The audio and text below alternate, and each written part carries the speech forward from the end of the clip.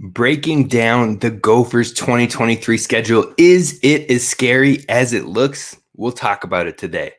Hey, You are Locked On Golden Gophers. No matter what we're going to do here, we're just going to keep rowing. Your daily podcast on the Minnesota Golden Gophers. However it turns out, we're just going to keep rowing. Part of the Locked On Podcast Network. Your team every day. We're just going to keep rowing, and keep rowing.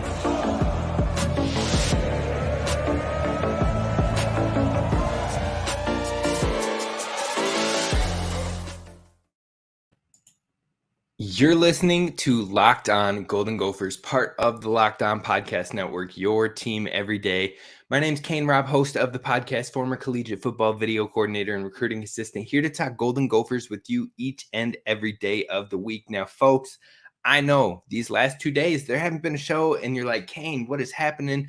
Look, the work, the day job has been on the grind. 2 major conferences I went to this week, so it's been a little bit slow, but we're going to make up for it. We got you covered today, and I'm going to add a Saturday show tomorrow to make sure we've got that Gophers goodness coming at you. So be sure to hit subscribe so you don't miss out on any of the daily content, and we'll be back at it going strong again next week. And then if you're listening on audio platforms, be sure to leave a 5-star review wherever you get the podcast, Spotify, Stitcher, Apple Pods, you name it. We got it for you over there. Just find us at Locked On Golden Gophers. Now, today we are talking about the Minnesota Gophers 2023 schedule. Now, it's been amped up. It's been really kind of warning signs have been flashing for fans of the Gophers with how difficult it is, how much it is going to be a challenge. Some people are already like, oh, we're only going to win 6 games, but I think there is some hope in there. There is some things to maybe be concerned about. We're going to break it down today, though. We're going to talk about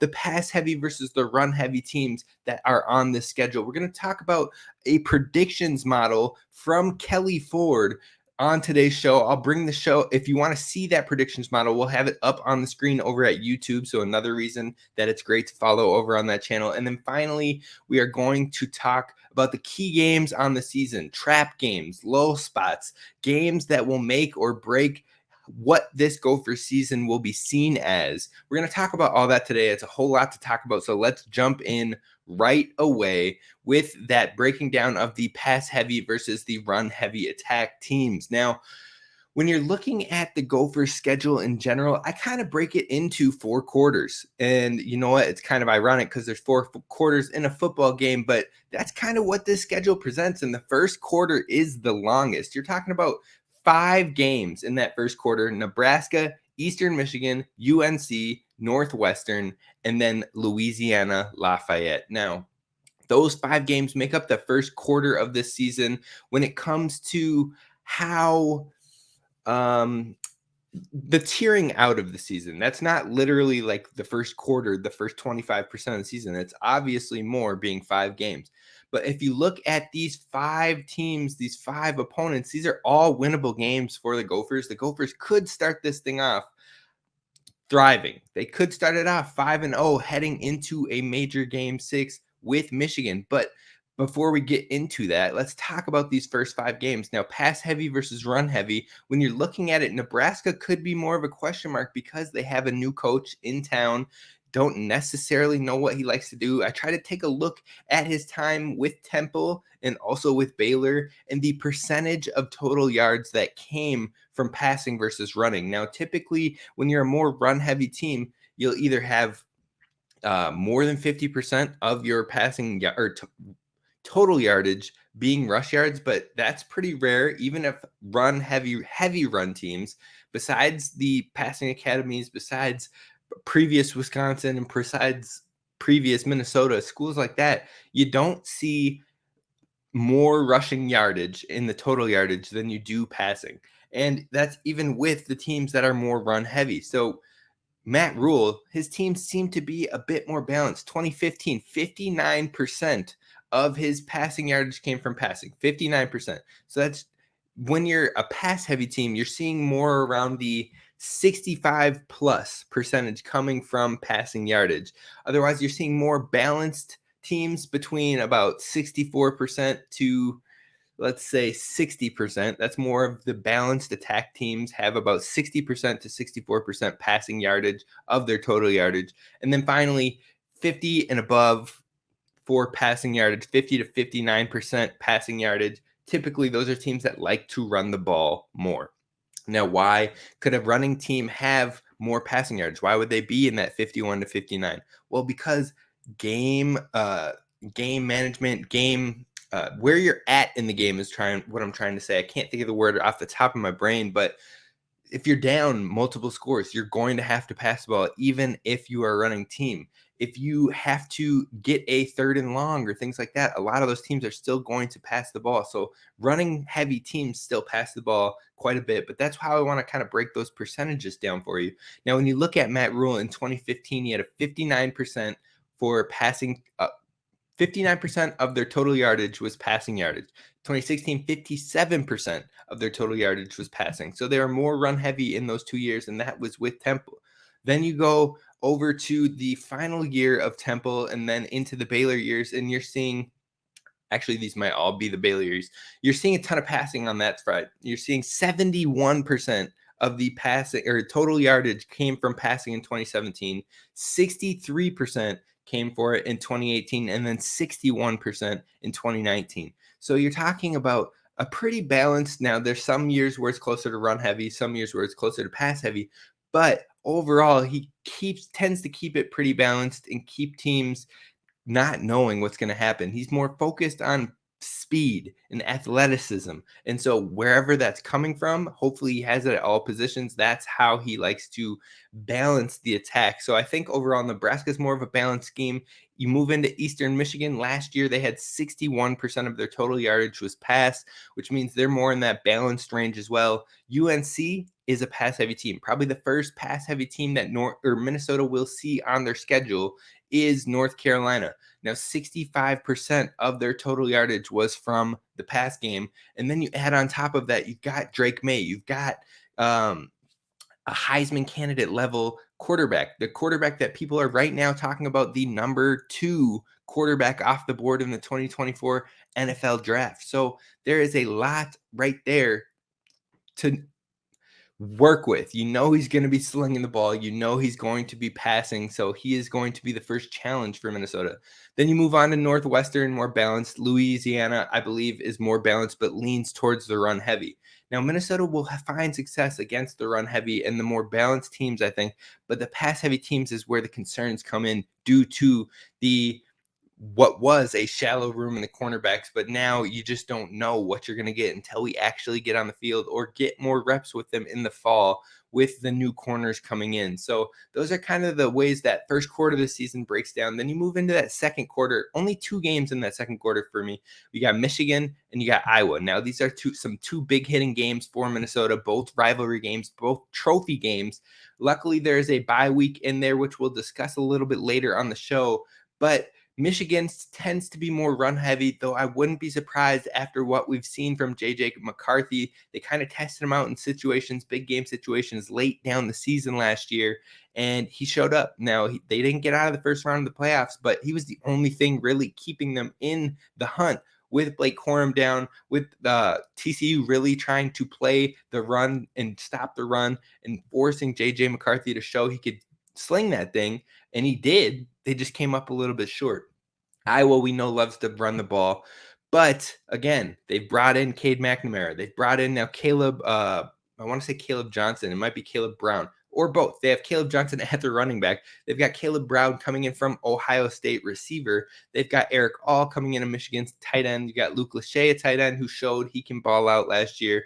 So they have the weapons to be a passing team, but they still got Brian Ferentz holding them back. So we'll see what happens with Iowa on that front. Both of those 2 teams more run heavy, but they have the ability to pass. I would count them more towards balance because they will do whatever the opponent is not stopping. Then you head into quarter 3 of the year. Now you're talking your Michigan State, Illinois, and Purdue. Now this quarter right here, these should all be winnable games, but they're also games that could be overlooked in my opinion. So you're talking about Michigan State with 68% of their total yardage came from the pass in 2022 last year. But in 2021, 59% came from the pass in 2021. So much more run heavy in 2021. Now, that just shows Mel Tucker really switches it up with what his personnel can do and what the strengths of that team are. So Kenneth Walker was a major part in 2021 and why they ran the ball so much, because he was so effective and an absolute baller on the ground. Then they leaned more on Peyton Thorne, more on Keon Coleman, Jaden Reed when he was healthy. It's a total crapshoot what we're going to get from Michigan State heading into this next year, because all those players I named, every single one of them, Kenneth Walker, Peyton Thorne, Keon Coleman, Jaden Reed, they're all gone. They all have moved on to the NFL, transferred to other schools, and it's really a crapshoot what we're going to get from Michigan State. No idea, but it is an absolute winnable game. Illinois, they tend to lean more run heavy, though they do have Isaiah Williams, who is a talented wide receiver out there. They've got in a new quarterback, so who knows what Brett Bielema wants to do, but I think overall he likes to be on the more run heavy side. We've seen that in his time with Wisconsin. We've seen it now with Illinois, especially with Chase Brown last year. So we're going to count them more run heavy in this year's schedule. And then you move on to Purdue. Now, Purdue could be a crapshoot. Huge new coach coming from Illinois, so you would think run heavy, but then you take a look at the offensive coordinator, Graham Harrell, who was offensive coordinator for USC in 2019, 2020, and 2021, and then he was the offensive coordinator for West Virginia last year. Now, if you break those down, 2019, 74% of the total yardage came from passing for USC. 2020, 77% of it came from passing, and then 67% in 2021 with USC. So he was absolutely throwing the ball. Now in 2022 with West Virginia, it was down to 57% of the yardage came from passing. So that team was a lot more run heavy. So definitely more pass heavy teams in his time. I think he leans more towards the pass heavy side, but he is capable of having a more run heavy team. I think with what Harrell has done at USC, plus the addition of Hudson Card and them really going out trying to get a quarterback who has high experience in Power 5 programs, I think they're showing they might want to sling the rock more. So I would lean pass heavy for Purdue. And then the final quarter of the year, you're talking Ohio State, you're talking Wisconsin. That's the final tier, the final quarter for me. 2 games, huge games for the Gophers, and both of them will be pass heavy. So that if you're talking about that, you're talking about one team with some of the best receivers, probably the best receivers in the entire country, and then another team that's bringing in a new offensive coordinator that absolutely wants to play a more air raid style. They brought in a quarterback who absolutely loves to throw the ball. Now, Braylon Allen is still going to get his touches at Wisconsin, but overall you can see they're wanting to play more pass heavy. So if you're looking at all that, you can see we're going to need the cornerbacks to play at a high level, because we play at least 4 teams that will be more pass heavy. And then on top of that, teams that are in that balanced area, Michigan, who else was I on there? Nebraska could be more balanced. Eastern Michigan, more balanced. Iowa could play more balanced depending on what they do with this new talent that they have. So overall, the Gophers are going to have tests or challenges for their cornerbacks. The cornerbacks are going to get tested. But next, we're going to take a look at an interesting prediction model from Kelley Ford. I saw it over on Twitter that they made for the Gopher season. Now, this in-depth predictions, Kelley Ford's been doing for multiple years now. It's a pretty interesting thing. I'm going to bring it up on the screen so you can see the breakdowns of what they have the Gophers winning this next season, the percentages, the odds, and much more. We're diving into that coming up next. First, I want to talk to you about our new friends over at Birddogs. Now, Birddogs, they've got shorts, they've got pants, and they look real nice.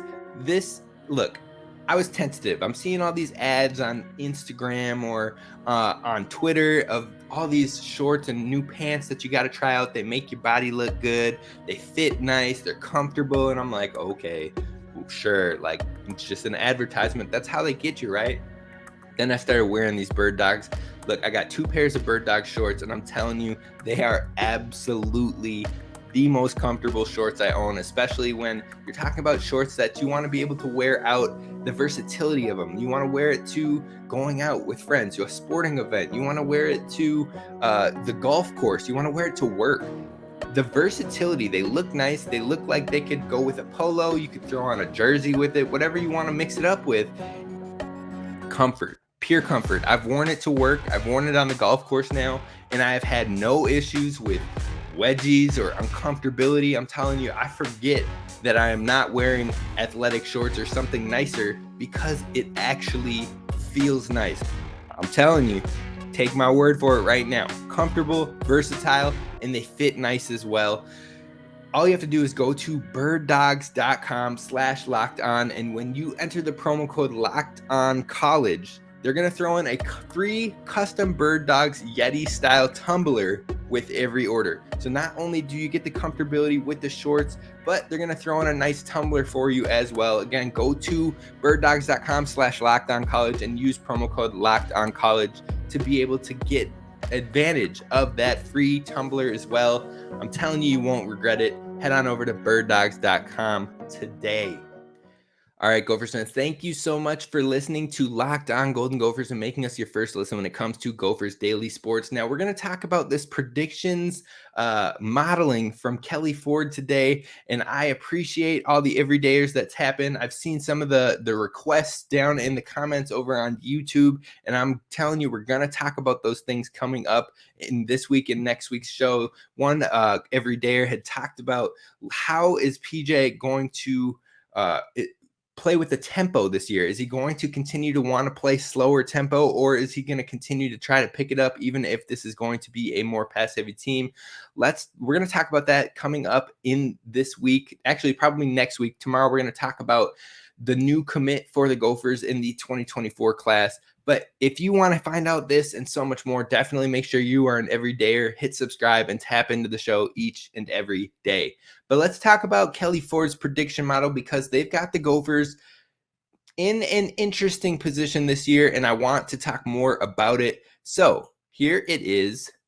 I just pulled it up. If you're not seeing it over at YouTube, or if you're not listening over at YouTube, you won't be able to hear it, but I'll try to do my best to describe it. So what Kelley Ford's prediction model has done is it's taken the Gopher schedule, it breaks it down and gives you a line for every single game this season. It gives you the opponent. It ranks not only their rank from Kelley Ford's opinion, their offensive rank in the country and their defensive rank in the country, but also gives you a win percentage on each game. So you go and you look through these games. We've got Nebraska. We have a 72 win percentage for Minnesota. Eastern Michigan, a 95 win percentage. They give Minnesota a 38 win percentage against North Carolina. Then Northwestern, we're seeing an 81% win percentage. And Louisiana, we're seeing an 88 win percentage. So this model shows that they think the Gophers are going to likely go 4-1 in that first quarter that we had talked about. Now, I do think that North Carolina game is winnable. We'll dive in deeper details this offseason on why I think that. And we'll use a whole show to talk about that North Carolina matchup, because I do think it is going to be a key one on the year. But you're talking about 4-1 or 5-0 potentially heading into that second quarter of the season, which is huge. Now, the second quarter is Michigan and Iowa, in my opinion, but you've got Michigan at an 18% win rate or win percentage for Minnesota, and then Iowa at a 42% win percentage for Minnesota. So those two games, they're tough ones for Minnesota. If we take these percentages to heart, that means the Gophers could start off 4-1, but then end up 4-3 after we get out of week 8. So that could be a huge, tough turn for Minnesota moving from there. But then they've got 3 games that they should come out on top of in Michigan State, Illinois, and Purdue. That brings you back to 7-3. And you're looking at 7-3 with 2 huge games to close out the year, Ohio State and Wisconsin. Now, Ohio State, we have a 5% win percentage in this model. And then Wisconsin, we have a 47% win chance. So that is about a toss-up of 50-50, a coin flip there. So you're heading into the last game of the year. You're talking about having Minnesota at 7-4 with a coin flip matchup against Wisconsin. Now, that really could be realistic. I could see it happening. But I think that a lot of these games overall, you're talking about your Iowas, it's closer to the coin flip, something that's actually winnable. North Carolina, it's still a winnable game. So the 2 games that they've really taken us out of the hunt in is Michigan and an Ohio State game. Now, if Minnesota, you got to take into context on this one. If Minnesota is 5-0, if we beat North Carolina and we're 5-0 at home versus Michigan and the bank is going crazy, I think Minnesota can keep themselves into a game. We saw teams hang around with Michigan last year and then late in the game start to lose it and Michigan pulled away. But different Big Ten teams really stuck in there with Michigan last season. Now, I definitely think they can do that again this year. And I think Minnesota, if they're 5-0, feeling themselves, things are clicking, you're at home, anything can happen there. So I would maybe bump that up higher than the 18% that we got in there. But who knows? But the greatest thing after that is you have a bye week before you head into that back half of the schedule. Now, if you take a look on the right side of the screen, you're going to see the realistic expectations and the percentages. And right now, the highest range of wins for the Gophers next season is 6-8. That's kind of where they got it. And that kind of matches the Vegas lines that we've seen. We've seen a 6.5 and we've seen a 7.5. Those seem to be the sweet spot. 7.5 is really the sweet spot. I think the highest percentage rate here, we've got 7 wins at 27%. And they've got 8 wins at 20% and 6 wins at 23%. So you're talking about that 6 to 8 win range is definitely in favor of the Gophers this next year. Now, where Kelley Ford's prediction model has the Gophers ranked not only in the division, but across the nation, they've got them ranked 33 in the entire country next year, with the offense ranked as 52 in the country and a defense ranked 8th in the country. Now, I would think that offense is going to tick up higher than that 52, but the defense could also fall depending on how this defense clicks. There's a lot up in the air on that front. But within the division, they've got us ranked 3rd in the West. They've got us offensively the 3rd best team in the West and defensively the 2nd best team in the West. So if you head on over to that middle section, you'll see, because we play all the teams in the West, who is higher than us offensively. And this is what kind of threw me off with the predictions model, is that they have Purdue as the number 1 offense in the West, and Wisconsin as the number 2 offense in the West, and the Minnesota coming in at the number 3 offense. Now, Purdue is ranked 41st in the country in offense. Wisconsin's 48th, and the Minnesota is 52nd.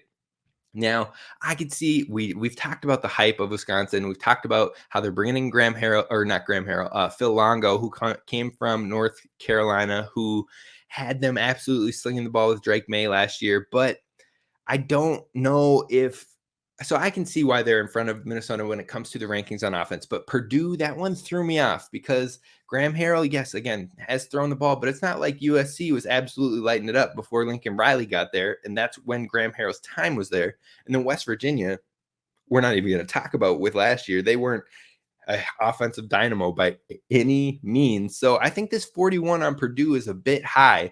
But overall, I think maybe Minnesota is looking at the number 2 offensive rank within the West, which should help our case on this one. And then you flip it to defense. Iowa is not only the number 1 defense in the West, but they're the number 1 defense in the nation in this predictions model. And I'm not sure if I fully agree with that one. I mean, much love to Iowa. They're definitely a top 5 unit in the nation, but I think Georgia has shown us back-to-back years now, even after major departures in that first title run, they had new guys step up and had other players, some of the best in the nation, stepping up again. So I would definitely give them the crown at 1. I'd probably still have Iowa in the top 5, but this whole model is very interesting. I like where it's going. I think overall, if you look at the bottom left corner, you can see the 2022 expectations that Kelley Ford had was Minnesota would have 8 wins, and they ended up having 8 regular season wins. Now you can see the rankings from previous years as well. They had Minnesota at 21st in the nation last year, 26th in the nation in 2021, and 20th in the nation in 2019. So they've had some decent consistency with how Minnesota has been seen. I think they're maybe being a little bit more skeptical on Minnesota in this next season because Tanner Morgan's leaving, because Mo Ibrahim, because John Michael Schmitz. And I asked Kelley Ford what kind of put Minnesota down for you, and they had mentioned that those are some major losses leaving the team and a lot of unknowns heading into who steps up for it. So I don't blame it, but I can see where they're coming from. I think there's some leniency both ways, but I love to look at it in this format, and I hope it was interesting for you as well. But what I want to do to wrap this show up is talk about the trap games, talk about the make or break games in this season. I'm going to leave the model up so you can see the schedule itself, and that's how we're going to close this one up coming up next. All right, Gophers fans. So I'm going to leave this model up really quick just so we can talk about some of these games, and then I will kind of bring it down to wrap this show up. But let's talk about the trap games, the make or break games in this season. Now, for me, the trap games are Illinois or Purdue. Plain and simple. Now, what is a trap game for those listening that don't understand? It's a game that you absolutely should win. You'll be favored in. But if you are looking past them, if you're looking maybe to a future game that's more a priority for you because they might be seen as more difficult or a rival or things of that sort, then maybe you drop a simple game, i.e. look at Bowling Green, look at Illinois in the past or Purdue last year. I mean, there are trap games every year, and some people fall into them and some people do not. Now, last year and the year before, I believe we've definitely fallen into some trap games. Hopefully, we can get over that this year, but I think Illinois and Purdue are those trap game spots this year. They're right next to each other, so that makes it a little more dangerous. But I think because you've got Ohio State and Wisconsin to close off the year, major games, and hopefully at this point in the season, Minnesota has only lost 1 or 2 games on the year, and you're heading into a final quarter of the year that is going to be difficult. Now, if Minnesota has somehow beat either Michigan or Iowa and one of the two in that second quarter and North Carolina, then I think you only have 1 loss heading into those final 2 games, and that's huge for trying to push for some New Year's 6 opportunities. But if you've lost to North Carolina and you've lost to one of those teams in quarter 2, you're already talking about a 2-loss team. You're fighting to try to get a 10-win season or better, and you're heading into an Ohio State and Wisconsin. You might be heavily thinking about it, and that's when you're maybe not thinking enough about Illinois, enough about Purdue. And those 2 teams, those 2 programs always play Minnesota tough, especially Illinois with Brett Bielema. I think you're going to have to be all in and not looking ahead. Otherwise, you can definitely drop those. So I think that spot right there in the season is going to be one that Minnesota should absolutely win, but could run into looking too far down the road. Now, when we're talking about make or break games, there are 5 of them in this season. I think you're talking about North Carolina, you're talking about Michigan, you're talking about Iowa, and then you're talking about the final 2 games in the year in Ohio State and Wisconsin.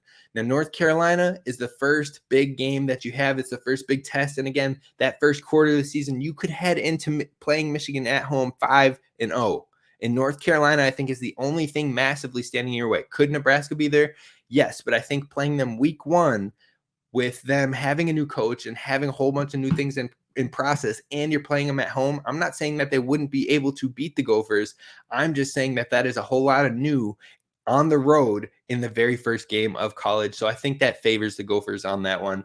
Outside of that, Eastern Michigan, Northwestern, and Louisiana all need to be wins. Hands down, you can't mess those games up. So you're talking about North Carolina as the make or break in the first quarter of the season as you head into some difficult games. It's on the road in North Carolina, so the Gophers won't be favored, but I definitely think it is something that can be won. There's a lot of departures in North Carolina as well. They just lost Josh Downs to the draft. They're by far most productive receiver. They've also, I think Antoine Green left for the draft. He was their second most productive receiver. So they got a whole lot of new receiving cores, new pass catchers out there to work with Drake May. He's got the talent. He's got the legs to keep it moving on the outside, but this defense has been a strength of Minnesota's, and they'll have 2 weeks ahead of this game to really get things going and juicing and the chemistry flowing. So I think that is key game number 1. Michigan is obviously key game number 2.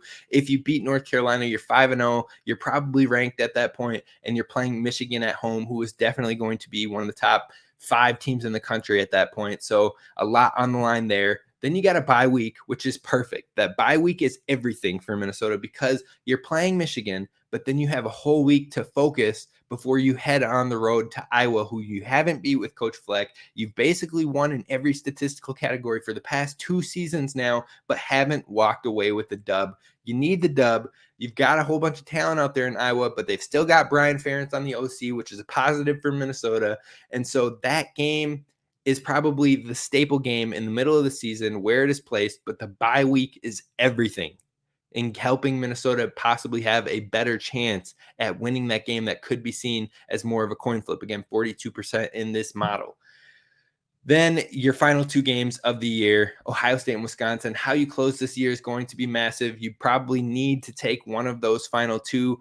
You want to keep the Axe back home, of course. So it's at Minnesota. That helps. That plays in our favor. I'm actually kind of interested now that the win percentage is in Wisconsin's favor in this model because it is at home. A little bit strange, but by this point, Wisconsin should be clicking, so it's not too shocking that they're definitely in that race. I think those are your 5 games, the key games of the season. You need to walk away. If you want to be a higher bowl consideration, you have to walk away with probably 4 wins in those 5 games, maybe 3 wins, and you can still sneak into something. But that means, say, if you win 3 of those and you drop Ohio State and Michigan, but you win the other 3, you're probably still getting in consideration for some of the better, higher quality bowl games.